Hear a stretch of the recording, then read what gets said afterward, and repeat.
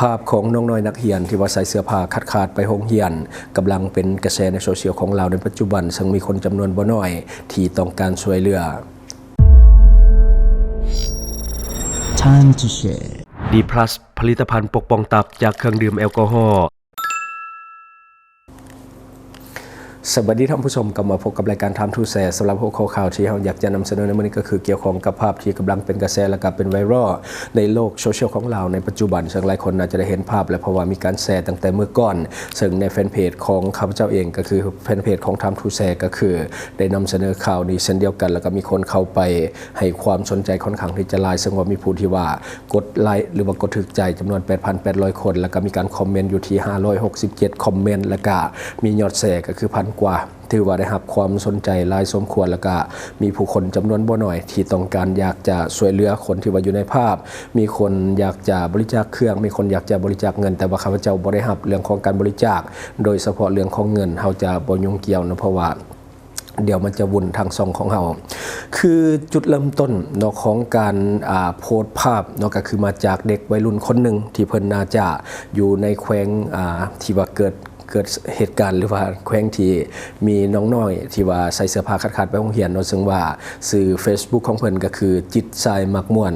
สื่อจิตทรายมักม่วนอันนี้ก็คือสื่อ Facebook ของเพิ่นเนาะซึ่งว่าเพิ่นเป็นคนโพสต์คนทำอิฐที่ว่าเอาภาพของน้องน้อยมาเผยแพร่สู่สาธารณะซึ่งว่าหลายคนก็ให้ความสนใจแต่ว่าภาพดังกล่าวถูกลบไปเป็นที่ย่ำห้อยก็คือได้แชร์ภาพน้องน้อยนักเรียนที่ว่าใส่เสื้อผ้าขาดไปโรงเรียนซึ่งมันแสดงถึงความขาดแคลนเรื่องของทุนการศึกษาและก็เรื่องของชีวิตการเป็นอยู่กะคุณภาพบ่ค่อยดีปานใดเนาะซึ่งว่าในของโพสต์เบื้องต้นที่ว่าเพิ่นได้โพสต์ไว้แต่ว่าตอนนี้ถูกลบไปเป็นที่ย่ำห้อยก็คือสบายดีผู้ใจบุญทุกคนตอนนี้น้องน้อยนักเรียนบ้านผู้แส่เมืองหุ่นแขวงอุดมไซยังขาดแคลนอุปกรณ์การเรียนเสื้อผ้าเครื่องนุ่งห่มขอนำผู้ใจบุญและก็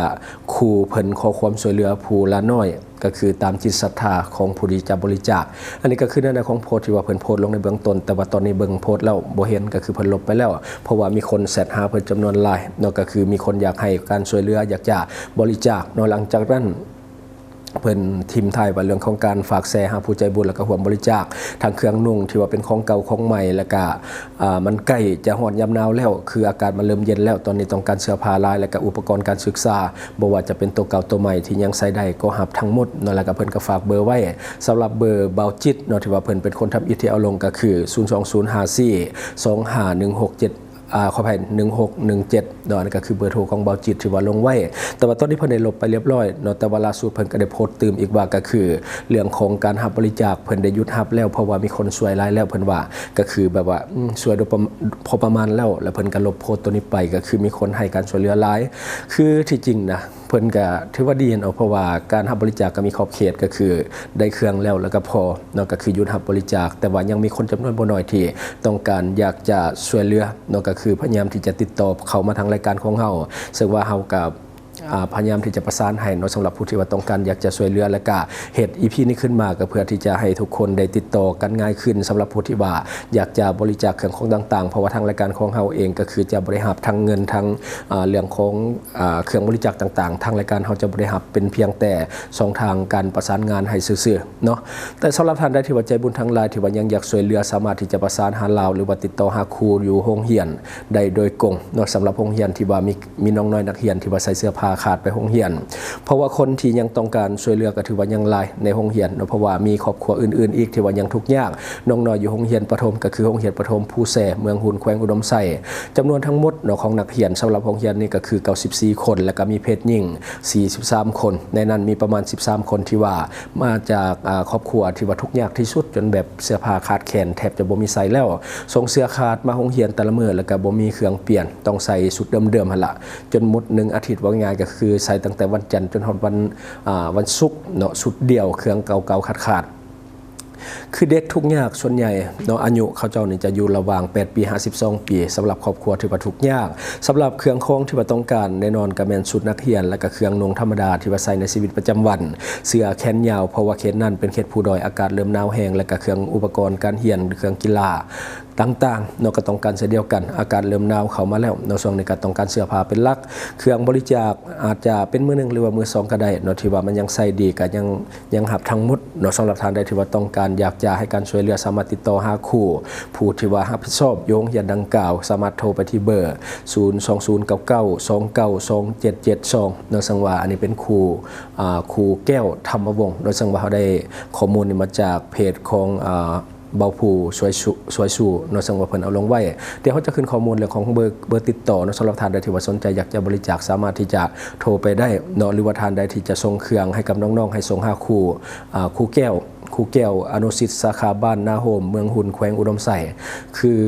ท่านใดที่ว่าจะส่งเครื่องไปก็ขอความกรุณาเนาะจ่ายค่าฝากพร้อมเพราะว่าครูเองก็ขาดแคลนคือกันถ้าว่าส่งไปหลายคนแล้วเครื่องมันหลายแบบนี้และก็ครูก็อาจจะบ่มีเงินจ่ายค่าเรื่องของค่าฝากเครื่องบริจาคเนาะฉะนั้นท่านใดที่ว่าจะช่วยเหลือก็อยากให้สวยไปให้มันสุดก็คือจ่ายค่าฝากตั้งแต่ต้นทางให้เขาเจ้าพร้อมเนาะเพราะว่าไปพุ่นแล้วก็จะบ่ยุ่งยากสำหรับครูผู้ที่ว่าจะไปรับเครื่องสำหรับท่านที่ว่าต้องการอยากจะฝากเนาะติดต่อไปที่เบอร์ครูแก้วก็คือ99292772เนาะนี่ก็คือเบอร์ครูที่ว่าอยู่โรงเรียนดังกล่าวสาขาฝากแม่นสาขาอนุสิทธิ์บ้านนาโฮมเมืองหุ่นแขวงอุดมไสเนาะนี่สำหรับผู้ที่ว่าต้องการอยากจะช่วยเหลือเนาะท่านใดที่ว่าสนใจบริจาคหรือว่าช่วยเหลือน้องๆก็ลองติดต่อไปเบิ่งเนาะเพราะว่าเฮาให้ข้อมูลไว้แล้วสำหรับในโพสต์ก่อนหน้านี้ก็คือบ่ได้ให้ข้อมูลเนื่องจากว่ายังหาข้อมูลอยู่แต่ว่าตอนนี้ข้อมูลเฮามีครบแล้วสำหรับท่านใดที่ว่าต้องการอยากจะช่วยเหลือก็ติดต่อไปแล้วก็สอบถามเบิ่งก่อนแต่ระวังเรื่องของมิจฉาชีพอาจจะมีการสวมรอยหรือว่ามาเอาหุบน้องหรือว่าฮูบน้องๆนักเรียนไปโพสต์เพื่อที่จะเปิดหาบริจาคอันนี้ต้องระมัดระวังถ้าว่าอยากบริจาคแท้ให้ติดต่อหาครูที่ว่าอยู่โรงเรียนโดยกงตัวนี้จะเข้าถึงน้องๆได้หลายกว่าบางทีมันอาจจะมีเพจของมิจฉาชีพอาจจะเอาฮูบดังกล่าวนี่นะไปโพสต์หาเงินเพื่อที่จะเปิดหาบริจาคเข้ากระเป๋าตัวเองเนาะอันนี้ต้องได้ระมัดระวังต้องได้สอบถามดีๆแล้วก็สอบถามให้มันละเอียดคือการเฮ็ดบุญโดยการให้โอกาสคนเป็นสิ่งที่ดีแล้วก็เติบโตไปเรื่อยๆเนาะก็คือมันอาจจะบ่มีที่สิ้นสุดคือกับการเฮ็ดบุญทั่วไป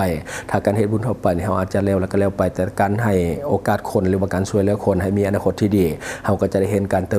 บโตของเขาเจ้าไปเนาะถ้าว่าเรายังติดต่อกับเขาอยู่ก็คือการต่อยอดให้เขาเติบโตในอนาคตแล้วก็เป็นคนดีของสังคมการให้โอกาสคนอื่นเนาะเขาก็ใหญ่มากแล้วก็เขาได้โอกาสเขาอาจจะให้โอกาสคนอื่นต่อไปในอนาคตเนาะสำหรับรายการเราบ่ได้รับเครื่องบริจาคเราเป็นเพียงช่องทางที่จะประชาสัมพันธ์เนาะเรื่องของการติดต่อประสานงานเรื่องข้อมูลอย่างต่างๆให้ซื่อๆเนาะแต่ว่าเรื่องเงินบริจาคหรือว่าเรื่องเครื่องของบริจาคเฮาบ่ได้รับเฮาบ่มีเวลาที่จะไปแล่นในส่วนนี้เพราะว่าเวียกงานเฮา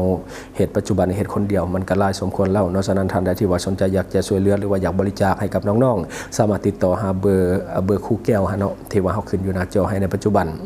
อันนี้ก็คือสิ่งที่เฮาเก็บมาเล่าสู่ฟังหวังว่าท่านจะได้รับสาระดีๆสำหรับท่านที่ว่าเบิ่งรายการเฮาอยู่คิดเห็นจะได้กับสิ่งนำเสนอไปก็อย่าลืมฝากไว้ภายใต้คอมเมนต์ของเฮาและข้าพเจ้าจะเข้าไปอ่านด้วยตนเองขอขอบใจบริษัทเพชรสุขมิไซเจริญทรัพย์จำกัดผู้เดียวบริการก่อสร้างครบวงจรหับสำรวจพื้นที่ก่อสร้างและให้คำปรึกษาโครงการ